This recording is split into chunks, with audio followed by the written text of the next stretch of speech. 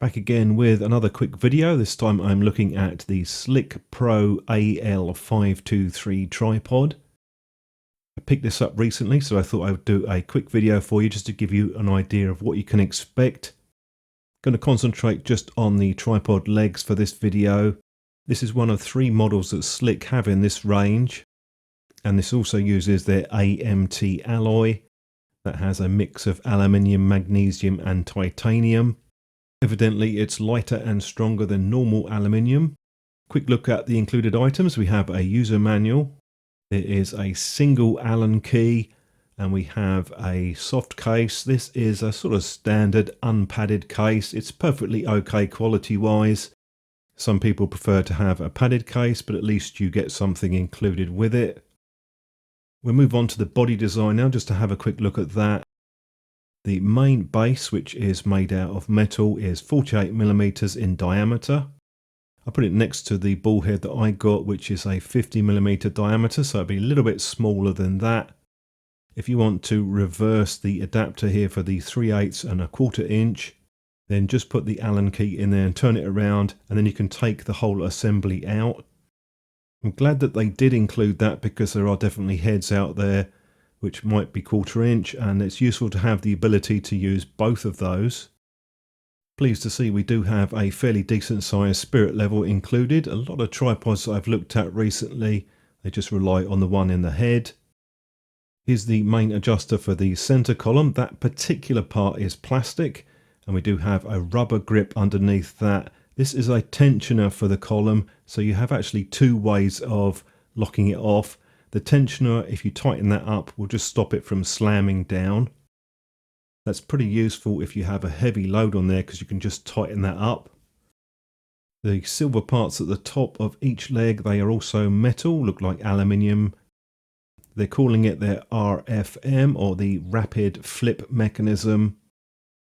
So when you flip it down, it's unlocked and it will automatically lock in place when you adjust the leg angles.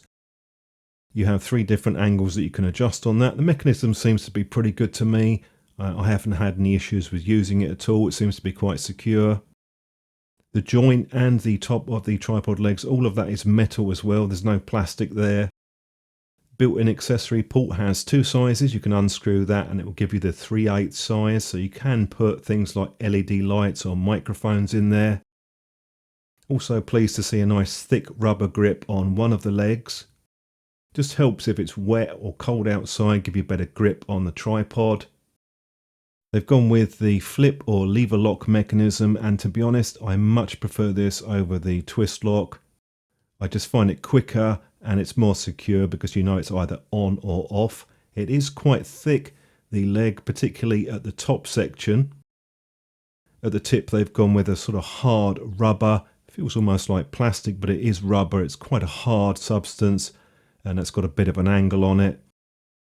We have the spring-loaded hook on the center column. You can hang a bag off there or something else just to put a bit of weight on there. That does come out.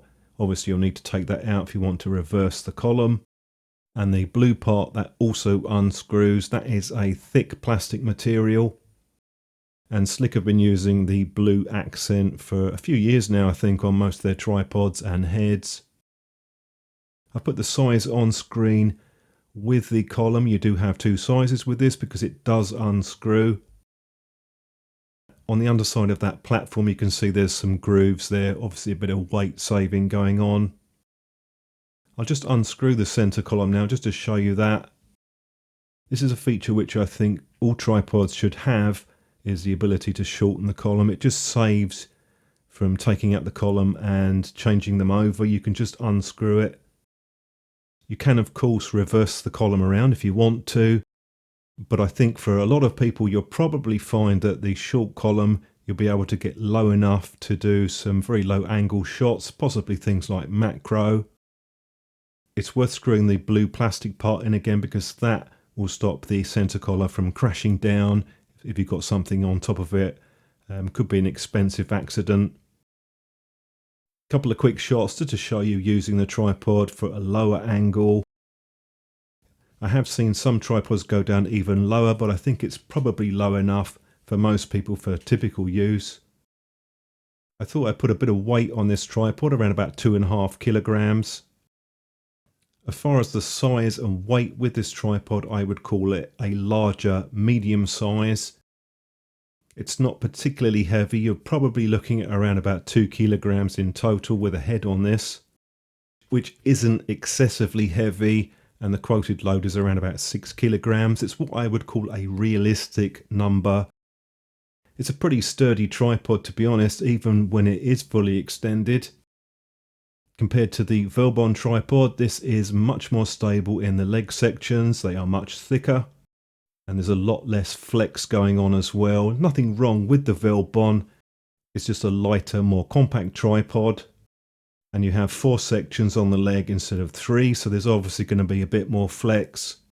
The smallest section on the Slik is almost as big as the largest one on the Velbon. There's always a trade-off with a tripod. Do you want something smaller and lighter, or something a bit bigger and heavier with improved stability?